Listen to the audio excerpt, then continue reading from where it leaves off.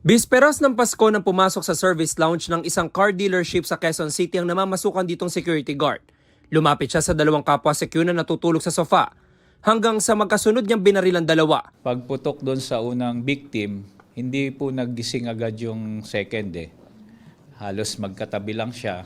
Tinamaan ng bala sa ulo ang isa sa mga biktima habang sa leeg na puruhan ng isa. Ang mitya ng krimen, pambubuli umano sa trabaho. Base sa investigasyon, nag-inuman pa raw noon ng mga biktima at ang sospek. Parang binubuli po siya nung dalawang victims natin at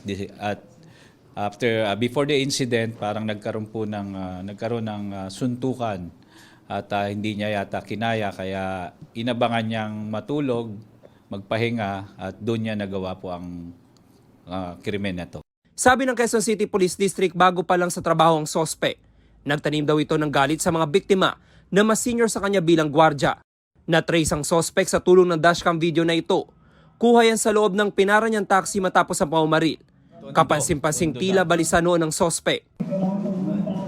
Kailangan uwi sa amin.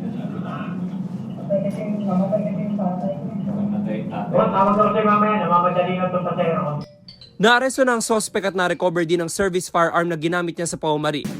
Itinanggi naman ng live-in partner ng isa sa mga nasawing gwardya ang aligasyong pambubuli. Super close sila, bakit sasabing bully? Na para silang kakasama lang na wala sa trabaho, share sa ulam.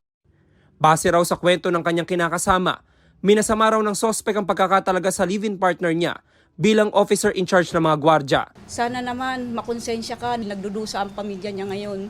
Paskong Pasko, 24, inaantay ng pamilya niya, yung pala ganun na. Inihanda na ang mga reklamong 2 counts ng murder at robbery laban sa sospek na sinusubukan pa namin makuhanan ng pahayag. James Agustin, nagbabalita para sa GMA Integrated News.